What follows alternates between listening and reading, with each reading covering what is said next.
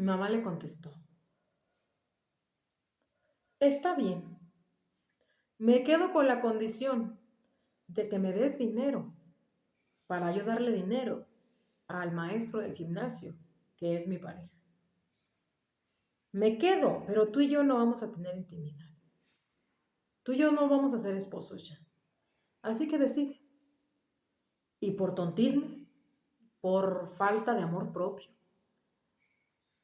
ay, por aferrarte a algo que no es o por lo que tú quieras, mi papá aceptó sus condiciones y mi mamá se quedó en la casa. Se quedó en la casa como amigos ya, como desconocidos. Y mi papá no tenía derecho a acercársele ni tocarla. Igual, llegado a cierto tiempo, tenía que dar el dinero para que le diera a ese maestro. Pasaron, yo creo que más o menos, no les miento. En esa situación sí pasaron unos 3 años. Pasaron unos 3 años en esa situación. Y cuando ya pasó todo lo del problema, yo ya estaba en cuarto de primaria. Y pasaron, entraba yo a cuarto, entonces yo salí de sexto, más o menos en el tiempo que pasó. Yo salí de sexto y mi hermano pues estaba en cuarto. Salí de sexto y en la salida de sexto hicieron una fiesta en mi casa y es ahí donde mi abuelo paterno descubre que mi papá está manteniendo al amante de mi mamá. Y es donde mi abuelo se pelea horrible con mi papá, se pelea con mi mamá, cachetea a mi mamá, la baja a ventones del segundo piso, la avienta a la calle y en gritos horribles. Mi mamá le gritaba, quédese con su porquería de hijo que no sirve para nada. Yo me voy a casar con el amor de mi vida porque el hombre que yo tengo si me quiere, no como su hijo, es una cochinada. Y entre todo eso, debo decirles que mi abuelo le dio un paro cardíaco. Fue muchísima la impresión, fue muy fuerte el pleito, yo ya estaba grande, 12 años tenía yo. Fue muy fuerte el pleito y a mi papá, a mi abuelo le dio un paro cardíaco. Y de ese paro cardíaco mi abuelo ya no regresó. Se lo llevaron al hospital en la ciudad, ahí mismo, cerca pues donde vivíamos. Y mi abuelo pasó como 8 días y a los 8 días falleció en el hospital por ese coraje que hizo con mi mamá. Mi papá se deprimió horrible porque mi mamá ya no quiso regresar. Mi papá iba a buscarla y mi mamá se decidió esconderse. Decidió esconderse porque estaba viviendo su romance con ese hombre maestro. Nos dejó en casa, nosotros en casa con mi papá. Y desde ese punto, mi papá se empezó a destantear poco a poco, poco a poco. Mi papá dejó perder un poco los negocios. Mi papá dejó de tener ganas de vivir. Mi papá empezó a destantearse muy, muy feo. Yo seguía estudiando, mi papá eh, cada día se movía menos, hacía menos movimientos porque no tenía ganas de hacer nada. Mi abuela materna, debo decirles, y mi abuelo materno, perdón, mis dos abuelos, los papás de mi mamá, unas excelentes personas. Claro, vinieron a pedir disculpas, avergonzados por lo que estaba pasando. Mi abuela, una mujer de mucha vergüenza, de mucha dignidad, una mujer o sea, con respeto hacia su pareja. Ellos siempre nos apoyaron a nosotros, a mí y a Carlos, mi hermano, y apoyaron a mi papá. Mis tíos, los hermanos de mi mamá, siempre viendo a mi papá como si fueran hermanos. Y échale ganas, Gumaro, y échale ganas, Gumaro, y no te dejes vencer. Inés no vale la pena, échale ganas. Inés no vale la pena. Era lo que siempre le repetían a mi papá. Y mi papá decía que sí, seguía, seguía, seguía. Mi papá no podía con el remordimiento de que mi abuelo haya muerto en ese pleito que tuvieron en la casa el día de mi graduación. Mi abuela se deprimió bien feo, mi abuela paterna, con la muerte de mi abuelo. Ella siempre fue muy buena con nosotros, muy, muy buena. Yo iba a la secundaria al centro y yo llegaba a su casa, ahí ella me llevaba lunch, iba a las reuniones para mi secundaria, me compraba mis uniformes, me aconsejaba. Ella era la persona, yo antes de venirme comía, mi hermano también. Nosotros estudiamos, pues claro, en una escuela en el centro. Y y nosotros, pues, botados, rodando de un lado para otro, días con los abuelos maternos, días con mi abuela paterna, días en nuestra casa, sobreviviendo como podíamos. Y entre esos sobrevivimientos llegamos, yo terminé la secundaria y hice mis papeles para entrar a la preparatoria, metí todos mis papeles, sobreviviendo como yo podía y como mis abuelas me ayudaban. Yo salí la secundaria y mi hermano salió la primaria. Entonces yo entré a la preparatoria y mi hermano entró a la secundaria. Resulta que cuando yo entré a la preparatoria, eh, entre idas y venidas, yo veía que a mi papá cada día le costaba más bajar las escaleras. Yo veía que cada día mi papá estaba más gordito, más exageradamente gordito. Yo decía, pues a lo mejor son mis ideas, a lo mejor no es cierto, a lo mejor estoy mal. Eso era lo que yo pensaba. Debo decirles que en el transcurso de que yo salí de la secundaria y hice un año de preparatoria y mi hermano hizo un año de secundaria, mi papá se acabó por completo.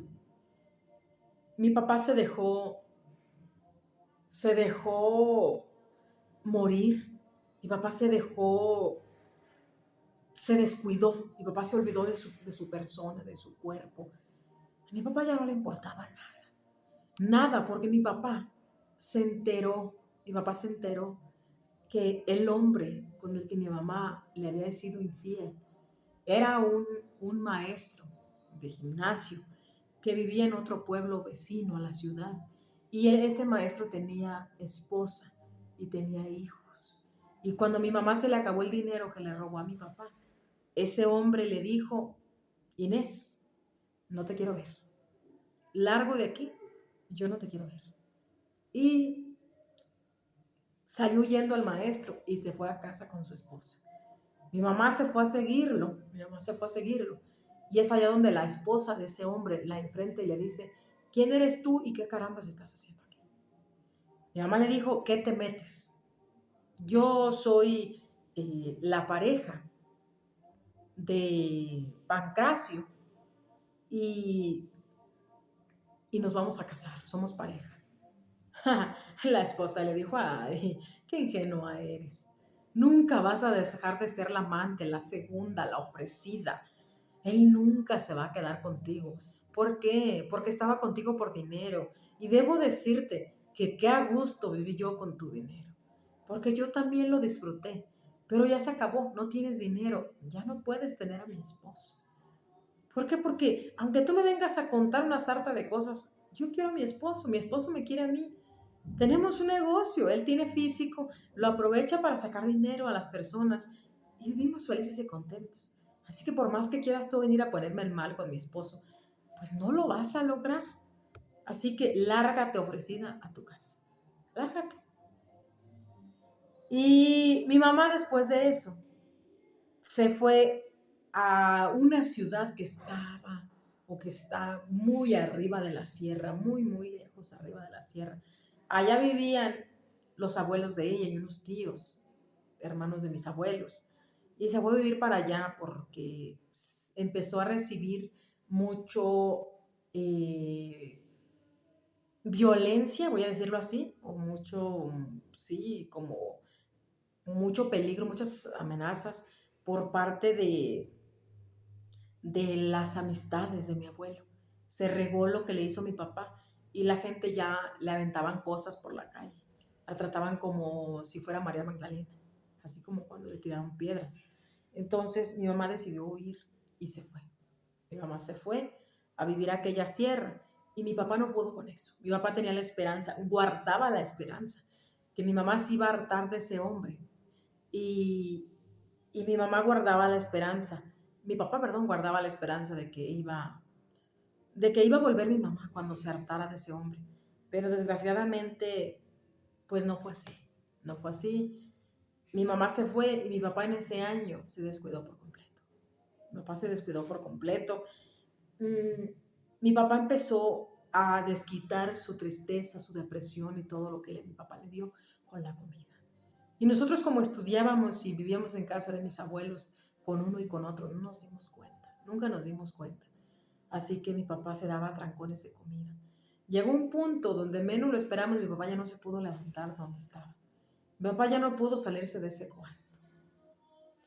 Mi papá ya no pudo salir del cuarto donde estaba, porque mi papá ya no podía estar eh, ni sentado ni acostado. Era tan doloroso cuando me tocaba ir y darle de comer, porque yo traté, venían médicos a verlo, nutriólogos, trataron de ayudarnos, entre yo y mi abuela tratamos de darle comida sana para bajar de peso. Pero un día habló conmigo y me dijo, mija, perdóname por ser egoísta, perdóname por haber tenido un padre egoísta, por ser yo tu padre y ser tan egoísta, pero no quiero vivir y no me queda mucho tiempo de vida. Así que te voy a rogar de favor, me des de comer la comida que me gusta. Quiero que me des de comer la comida que a mí me gusta, porque quiero cuando llegue mi final, quiero que se termine comiendo lo que me gusta. ¿Por qué? Porque mi papá se deprimió horrible, o sea, le dieron ataques de ansiedad, de tanta tristeza, de que mi papá no comía. Mi papá era feliz comiendo. Entonces, cada que le llegaba la tristeza, mi papá se daba atascones de comida. Y como nosotros se la prohibimos para ver si bajaba de peso, mi papá estaba muriendo lentamente. Así que un día dije, es cierto, mi papá va a morir porque el médico vino y nos dijo, no puedo hacer nada, no hay nada que hacer. Su corazón ya creció demasiado. Su corazón ya está a punto de dejar de trabajar de tan grande que está. Está forrado de grasa su corazón. Ya su cuerpo, ya sus órganos ya no quieren trabajar por tanta grasa. Mi papá ya no había manera de bañarlo, ya no había manera de nada. Mi papá estaba en una esquina, en una cama, acostado comiendo. Y yo, señores, le daba la comida. Porque cuando mi papá comía, era cuando mi papá podía platicar conmigo, con mi hermano, y sonreír y recordar momentos felices con nosotros. Cuando mi papá comía, cuando comía tanto, comía demasiado. Era cuando mi papá hablaba con nosotros de sueños, de lo que le hubiera gustado hacer con nosotros. Mi papá nos decía un te quiero cuando mi papá se atascaba de comida. Mi papá nos decía, no le guarden rencor a su mamá. Ella sabe por qué hace las cosas. Y yo tuve la culpa. Yo tuve la culpa de que su mamá no se quedara conmigo.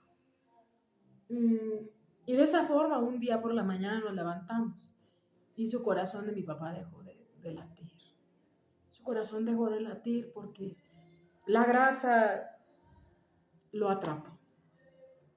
Se cerró su cuerpo de grasa, que así fue como el médico nos dijo. Fue muy triste ver la forma en que mi papá se dejó morir por la obesidad. Y fue muy triste saber que mi mamá había sido la responsable de todo eso. Saber que de alguna forma mi papá era cobarde, porque no, o sea, porque no pudo vivir sin mi mamá, porque no pudo encontrar algo que le dieran ganas de vivir. No lo sé, no puedo juzgarlo porque yo no sé lo que significa el amor, ni sé nada, no sé, pero me parece triste que mi papá no haya pensado poquito en nosotros para echarle ganas y que pues no terminara de esa forma. Debo decirles que fue un caos para bajarlo del cuarto, porque mi papá no cabía por la escalera, no lo podían. Gracias a Dios, el cuarto del lado de la calle tenía un ventanal corredizo casi de toda la pared. Era como la elegancia de nuestra casa. Por ese lugar había un corredizo y una marquesina, o no sé, balcón, como ustedes lo conozcan. ¿Qué hicieron? Pagó mi abuelita porque viniera un herrero y cortaron los barandales. Y vino literalmente no les miento, vino una máquina excavadora, subió la boca a la máquina, la acercó hasta el balcón y entre muchos hombres rodaron a mi papá para ponerlo donde la máquina lo pudiera agarrar y bajarlo con la máquina. Bajarlo con la máquina.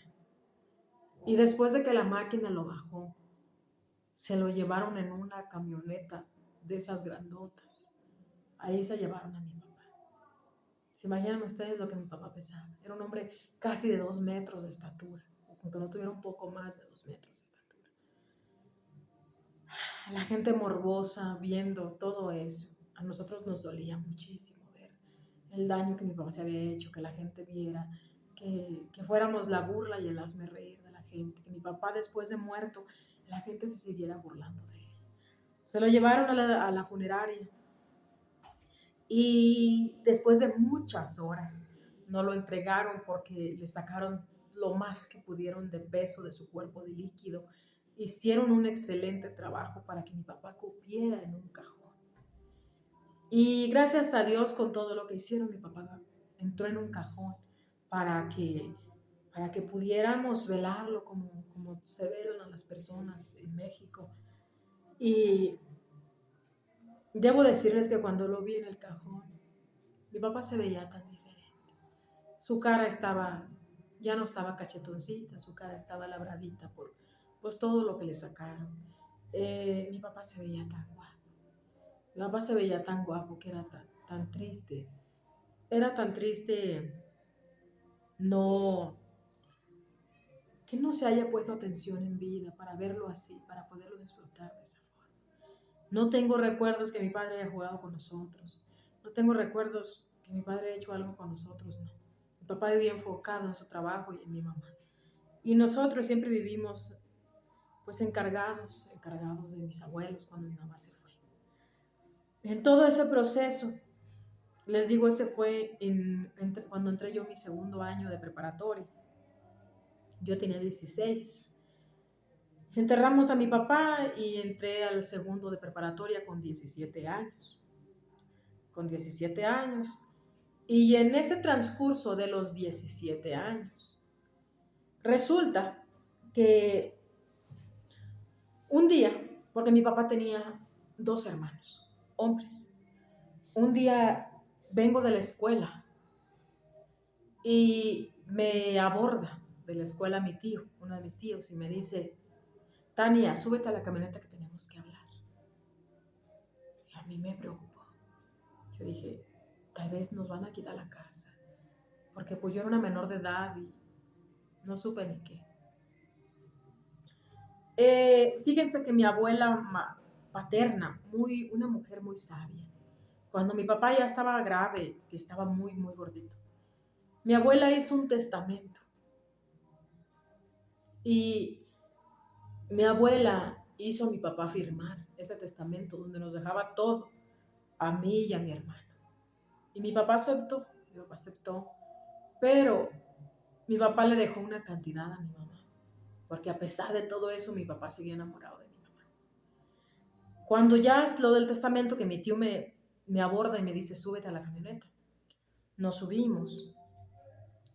Y él me dice: Tania, tu madre apareció. Tu madre regresó porque supo que murió tu padre y regresó a reclamar. Tu madre quiere dejarlos en la calle. Ella alega que no se divorció de tu papá, que es la esposa, y que le pertenece más de la mitad de los bienes. A mí me dio un coraje. Dije, voy a creer que esa mujer viene, en vez de venir a preguntar cómo estamos, viene por un dinero. Viene por un dinero, o sea, es tanta su hambre de dinero que le valemos un comino, que prefiere hacer eso. O sea, era el colmo, en serio era el colmo.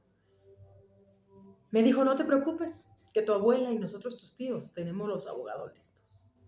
Y empezó un pleito legal. Acusaron a mi madre de abandono de hogar. Y como la acusaron de abandono de hogar, la dejaron en la calle. La dejaron en la calle porque lo que mi papá le dejó, pues no tenía validez, porque se le acusaba de abandono de hogar. Había muchísimos testigos. Mi mamá se convirtió en nuestra enemiga. Nos vino a ver para decirnos ni estén pensando que se van a quedar con lo que me corresponde. Tanto tiempo de aguantar a su asqueroso padre, ¿ustedes creen que no me voy a cobrar? No, yo necesito dinero. Yo necesito dinero.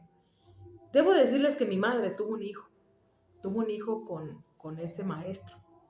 Y ahora mi madre alega que ese hijo es de mi papá, ese hijo es de mi papá y que le pertenece dinero, que le pertenece dinero. Y hace muy poco, sin su consentimiento, mis tíos pagaron para que se le hiciera una prueba de ADN al niño, para que si era niña, perdón, porque es niña, para que se le hiciera la prueba y si era hija de mi papá, dale su parte. Pero resultó que no es hija de mi papá. Y aún así mi madre viene, se me aparece en la preparatoria. Ya estoy por salir a la preparatoria. Se me aparece afuera de la casa, cuando estamos comiendo, cuando salimos de misa, cuando vamos al fútbol, cuando en cada una de las esquinas se me aparece y me dice, dame lo que me corresponde. Ratera, sinvergüenza, dame mi dinero. Y no está muy seguro mi dinero, porque yo no tengo 18. Y ella está con un abogado a quitarme, a, a quitarme el dinero antes de que yo cumpla 18, porque dice que después ya no voy a poder hacer nada. A mí me faltan más o menos como 2 meses para cumplir 18. Estoy desesperada por cumplir los 18, porque no quiero que me quite mi dinero. Los abogados de parte de mis tíos y de mi abuela, pues están haciéndose garras unos con otros, son muy buenos abogados. Ella mete demanda, ellos impugnan la demanda, la rechazan porque quieren que cumpla 18 para poder hacerme yo cargo de la herencia mía y de mi hermano, porque mi papá tenía muchos bienes, déjenme decirles. Entonces, viene la descarada a quererme quitar el dinero. Y últimamente me ha amenazado con que si no le doy una cantidad de dinero, va a desaparecer de este mundo a mi hermanita. Con eso me ha amenazado, me chantajea con que si no le doy una cantidad de dinero, va a desaparecer a mi hermanita. Hermanita que es nomás de mamá. Y la verdad debo decirles, me da lástima porque es una niña que no tiene culpa. Y estoy en un dilema.